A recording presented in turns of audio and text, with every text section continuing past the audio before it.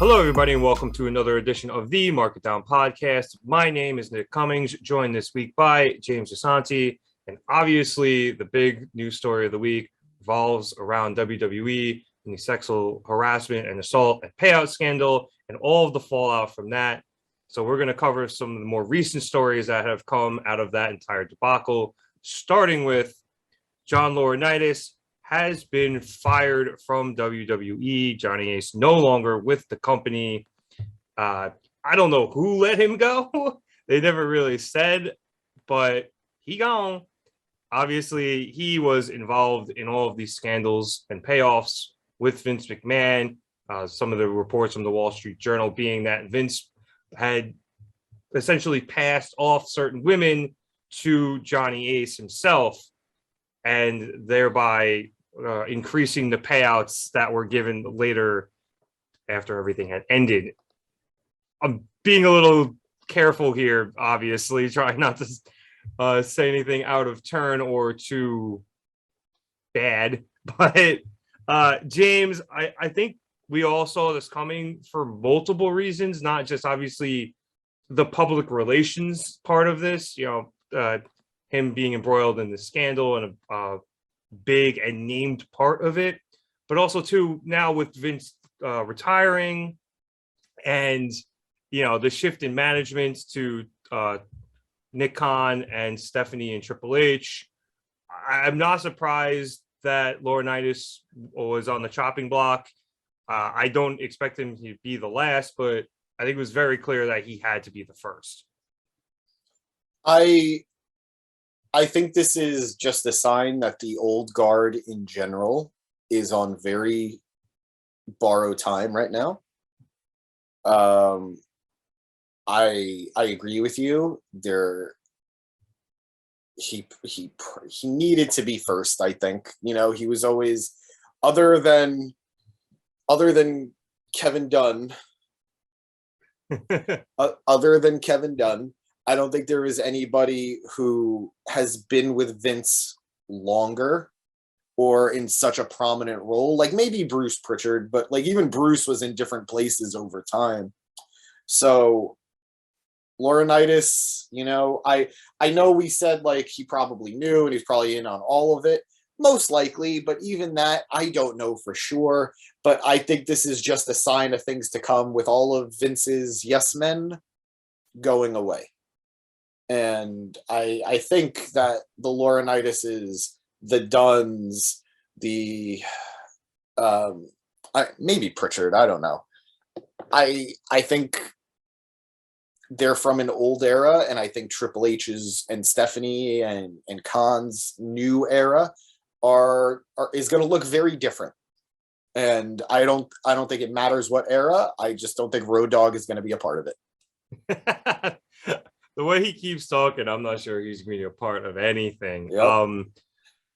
Your mouth to God's ears about Dunn, man. I have never enjoyed his directing style, and quite frankly, from what I hear about him backstage, I don't think I would enjoy the man either. Yep. But I think you're right. I think we're already starting to see a lot of this bear out on screen in small ways so far, but it's definitely obvious that there is a new regime in charge.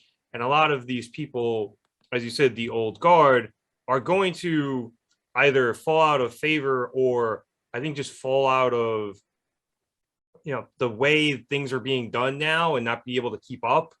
And they'll either leave on their own accord or be let go just because things are being done differently. Obviously, the last 2 weeks on Raw, I think we've seen a lot more wrestling. Obviously, there's been a lot of returns. And we had Karrion Kross come back. Dexter Lumis appeared this past Monday. Triple H is obviously running a much different ship. And I think a lot of these guys, if they don't like that, and I'm not entirely sure how they all get along with Triple H, obviously I'm not back there, but if they don't like the way things are being done, perhaps they leave, or like I said, perhaps they get let go. One of the big things was there was, I forget if it was a press statement. I forget if it was a tweet. I forget if it was something said backstage. But when talking about the team that was going to usher in the new future, it was Nick Khan, it was Stephanie, it was Triple H, and Kevin Dunn's name was a part of that. I'm really hoping that was just to keep the peace until the man's contract runs out and then he just goes away. But yeah, I don't even know how much of it's can they adapt versus some of these people are just dinosaurs. They were there for Vince because Vince liked them and Vince got what he needed out of them. And we've heard over the years how much Triple H and Stephanie have clashed with certain people. So I don't know what's to come. I don't know who's going to stay, who's going to go. I'm sure John Laurinitis, Johnny Ace will be fine. The man has a 5-star match to his name somehow. And, he's got all that Bella money. He married Mama Bella. So I think he'll be fine. And yeah, no matter what change is on the horizon, it's inevitable. It's inevitable. It happens anytime new management comes into a company. Thank you, Warner Brothers Discovery, for being the prime example right now. But yeah, there is reports that maybe Paul Heyman's going to get some love because he and Stephanie have a very good working relationship. Who knows? Yeah, and I will disagree though. I don't know if Laurinitis is going to be okay. He didn't get let go because him and Triple H and Stephanie and all those people aren't. It's not that they don't work well together. And granted, again, I don't know whether or not they do, but he clearly is involved in this entire scandal. Like I said earlier, it was reported that Vince passed off a woman to him, for his own reportedly sexual gains.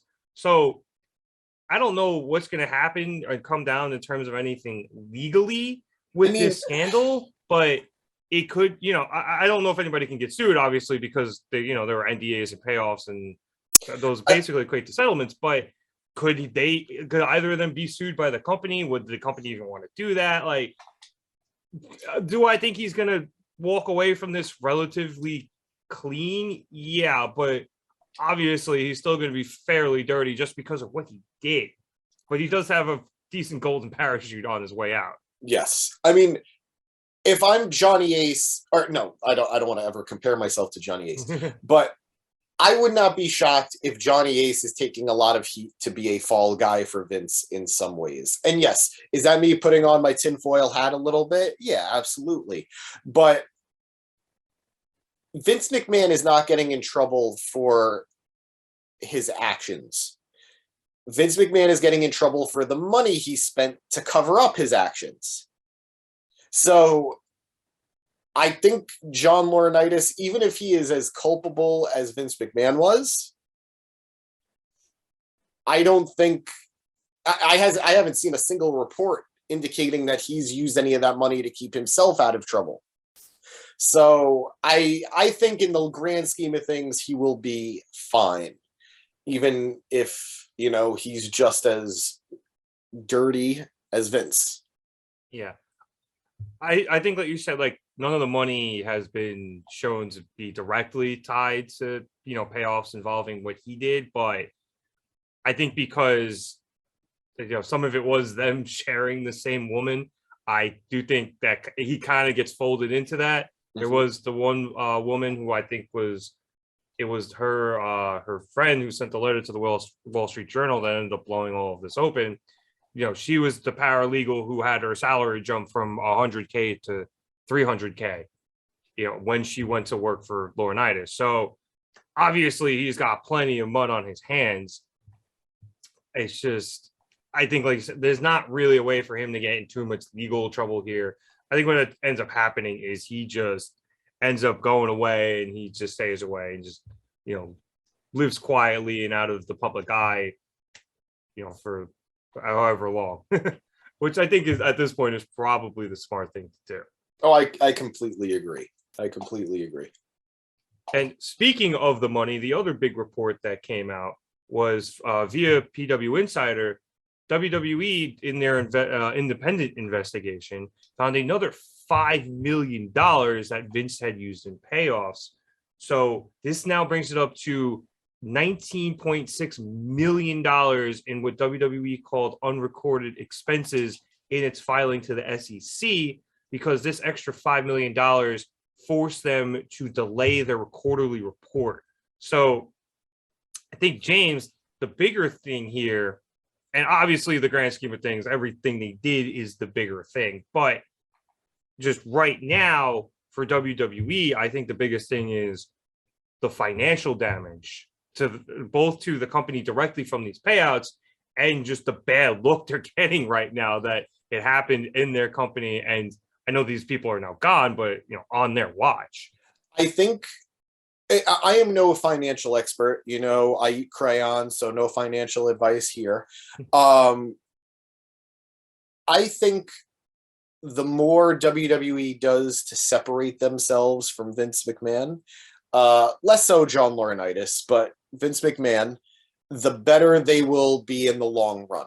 And I'm not talking from a creative standpoint. I'm not talking from a product standpoint. I'm talking from, will they be able to survive the legal onslaught and the financial onslaught that will ensue? I think in a lot of ways, they're probably going to have to bury Vince. I think it's really the only way WWE can get through this. Now, that said, I do think WWE as a whole is bigger than Vince now, and it has been for a very long time. Even though he's been the wizard behind the curtain. Pay no attention to the man behind the curtain. Yeah. Quite literally now. Oz is still Oz, So I think WWE, no matter what Vince did, now that he's out, they might have a rough go of it coming up, but I think they will be fine. And that's not even, I don't want to think that's just me being naive and blind to the realities, but the company is a well-oiled machine. The ratings have in some ways gone up for Raw.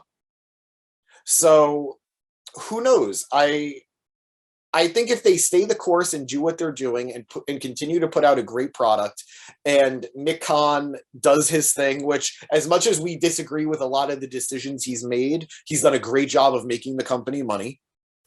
And Stephanie has been basically groomed for this job for the last 20 to 30 years. I think the company will be fine. Yeah, I think so too. Like you said, they might have to face some legal onslaughts, maybe not just through the court system, but depending on what the SEC decides of all of this, because Vince was basically stealing money from the company to pay NDAs and pay women. I don't know if that ends up being, something they could get fined for, whether the IRS comes after them in case they didn't pay taxes on that money. There's a whole bunch of things that I am not a lawyer, so I don't know, but there's a whirlwind of possibilities on that side of things. I think other than that, financially, they'll be okay. I don't know if they're going to have to, I don't know what you mean necessarily by bury Vince in particular, but I think it's very obvious they're going to have to ignore him as much as possible, even though it is impossible. Like, Johnny Ace is easy to ignore. They're not showing the clips of CM Punk just absolutely torching him anyway. They don't show CM Punk unless Bray Wyatt sneaks in during WrestleMania. So he's not being on screen. No one needs to see people power clips. Like, it's very easy to ignore that Laurinitis was ever an on-screen person. But Vince is so, intricately tied to the company, both on screen and off, that it's going to be incredibly difficult to just ignore his presence on screen throughout history. Now, they might do their best to ignore some of the creepier things that he did during his tenure, especially some of the relationships on screen he had with women, which they tend to already ignore anyway, because none of that aged well. But it's going to be impossible to show Stone Cold clips without having Vince in them. Let me clarify what I meant. Maybe don't have "Thank You, Vince" chants. Yeah. maybe don't glorify him for a little while. Or for a long while. Ideally, yes, but I'm realistic. They brought Hulk Hogan back.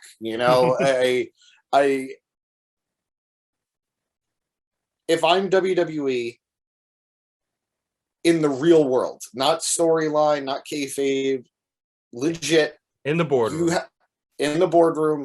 you might need to throw some dirt on Vince's name to keep yourself clean. And that's not going to go very well. There's a lot of interpersonal relationships there, but you've got to see what's more important at a certain point, Vince McMahon or WWE.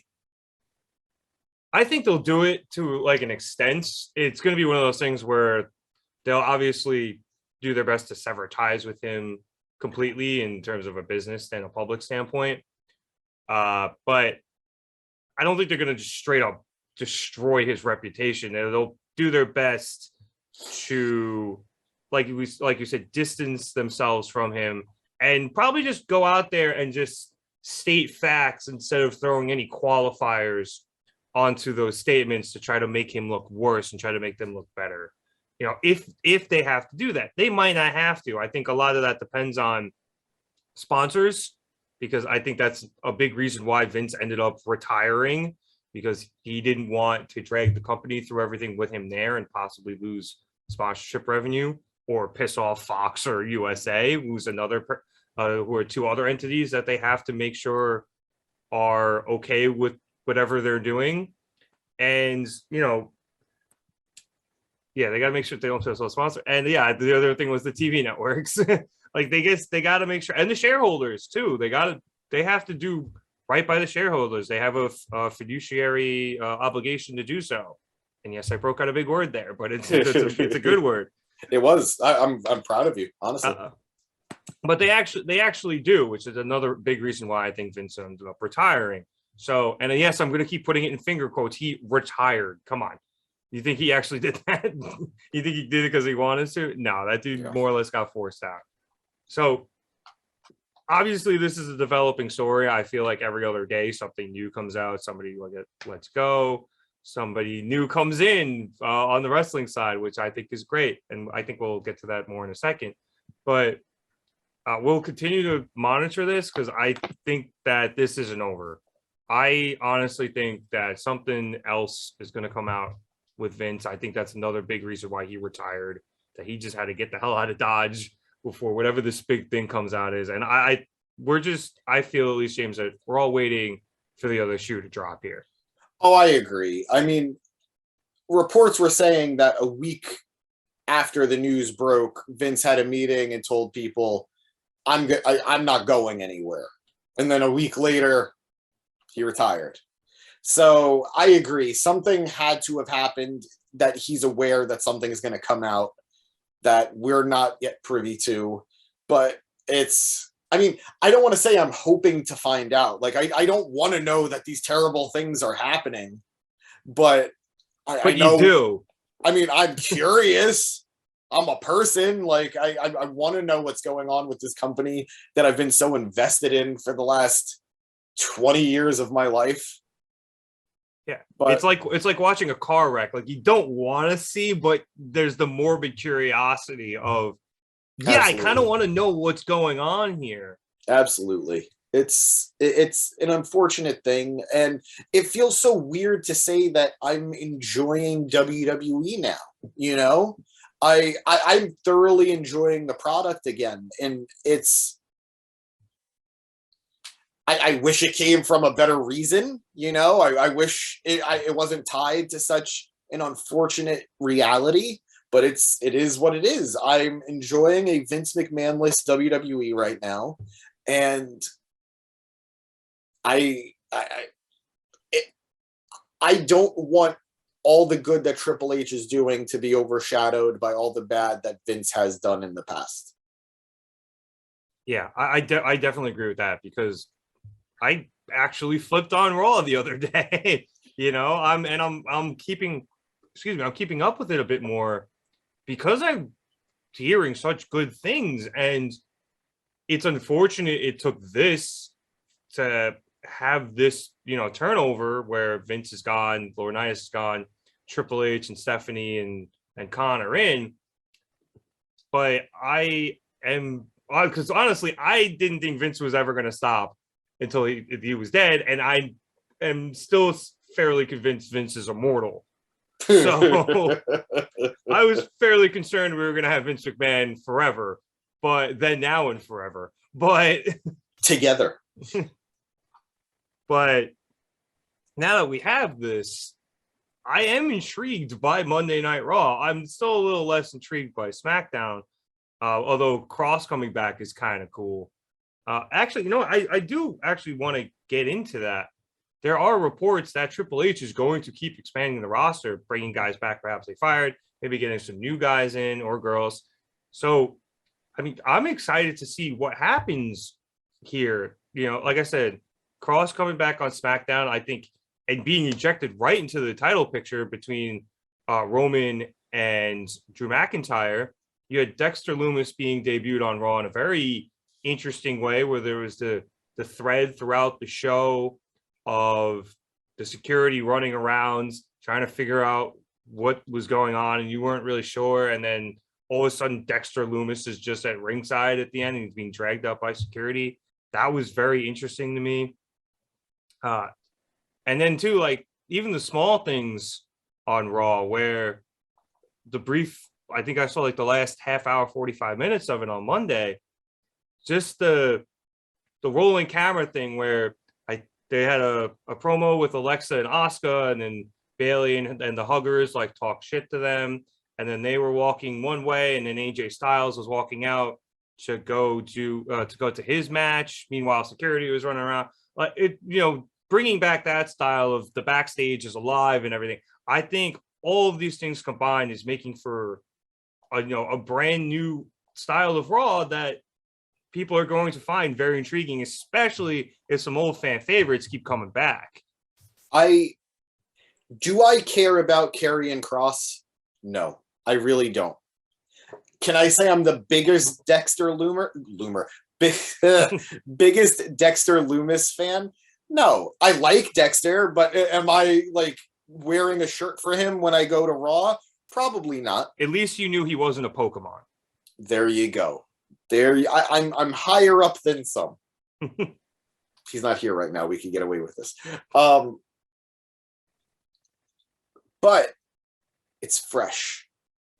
It's different, and it's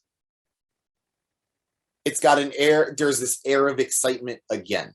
If you look, taking these guys, taking Karrion Kross, who we saw under Vince McMahon's reign, coming out essentially dressed as a gimp, versus the guy who laid out Drew McIntyre and then put a little timer in front of Roman to let him know his reign is going to end soon. That feels so grand. That feels so amazing. That feels so, holy crap, this is a big deal. And that's something we're getting under this new leadership, and that is so exciting. I don't know who's next. I mean, there are so many names we could speculate on. We could speculate that Johnny Gargano and Candice LeRae are going to come back. We can speculate that Butch is going to go back to being Pete Dunne. There are so many things we could speculate on, and it adds a level of mystery that I feel WWE hasn't had in a very long time. When thinking about, I don't want to compare AEW to WWE, but one of the things that has made AEW so exciting over the last year, 2 years, 3 years, is we were going into uncharted waters.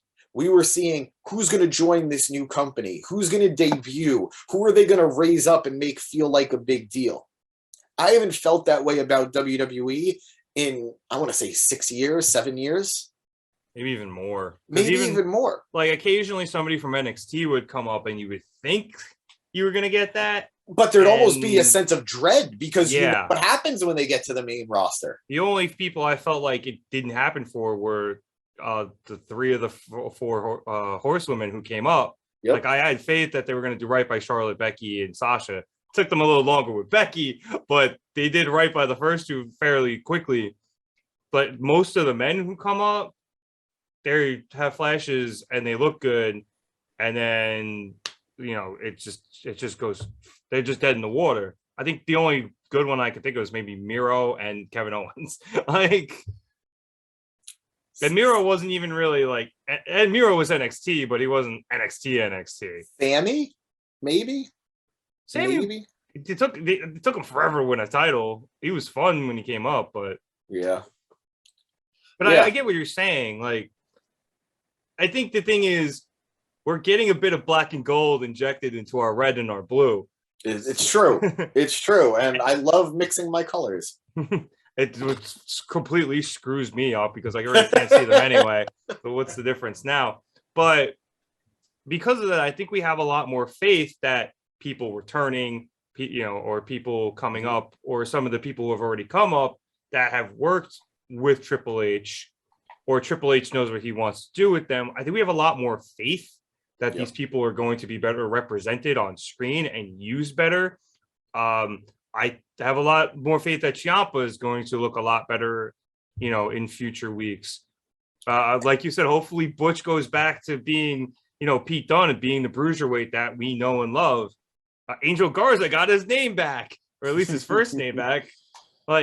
Stuff small stuff like that. I think he's going to use Mustafa Ali very well. I have a lot of hopes for Cedric Alexander. Me too. I don't know if you saw, but they're teaming. Oh, Alexander and Mustafa? Yeah. Oh, that's good. Oh, I like that tag team. Me too. Me too. There's a lot of guys like that. And the girls too. Obviously, you have Io and Dakota coming back with Bailey. I have a lot of faith that he's going to do right by them. I think there's a whole lot of people that people like us, the Smarks of the world, really, really love that Vince just didn't either do right by or know how to use, or just completely, change their gimmick to something kind of dumb. But all right, the gimmick is fun. I'll admit the gimmick is fun. The name is stupid. But the name is stupid. Yeah, but I think my point is, we all have faith in Triple H to use these people well, and that is adding to the excitement of what feels like a new and improved Raw and SmackDown. And what's very interesting now is the ripple effect it's going to have across the industry, because now lots of guys that might not have ever gotten looked at by WWE under Vince, they have a future there now. So maybe AEW isn't the promised land for a lot of people that they were hoping it would be, because now WWE is available. Which I think is a good thing, because AEW is starting to get a little bit bloated. Oh, absolutely. And I know part of that's Ring of Honor, but if people's contracts start coming up and Trips is like, hey, come here, or come back here, I think people will go, and then it's only going to, drive up their salaries, it's going to drive up competition, and it's going to drive up the quality of the shows. I'm going to tell you, I know you haven't been here, but I'm pretty sure I said it last week or 2 weeks ago. I am not a WWE fan. I am not an AEW fan. I am a wrestling fan. I love wrestling. I even love, on occasion, sports entertainment. I love wrestling. So I want WWE to be good. I want WWE to be enjoyable. I want to love watching the program that I grew up on. I want to love AEW. I want an alternative to WWE that feels different. I want to love Impact. I want to love New Japan. I want to love Ring of Honor. Anything that gives me wrestling, this thing that I love, is good. And when the product is good, I'm happy. So if WWE is putting out something great, I don't care that it's WWE. I don't care what the letters on the top are. I don't care who's running a company. I want a good product. And right now, WWE they're warming me back up again, and they're giving me something good. So if that means I have to watch wrestling on Mondays, Wednesdays, and Fridays, I don't think I'm going to watch NXT. But Chad can handle it. Don't forget Thursdays. Oh, God. I'm tired, Nick. I am tired. You think I watch a lot of baseball. Right? So all this is, in terms of wrestling, in terms of product, in terms of entertainment, all of this is good news, and I am very, very excited. Yeah, rising tide lifts all boats. Exactly. And I think you're also going to feel the ripple effects within the company too, because I think we're going to see a shift in people coming in and people being used certain ways, especially like we said, the black and gold NXT people. I think it's going to present a lot new, fresh matchups for some of the people who have been there for a long time.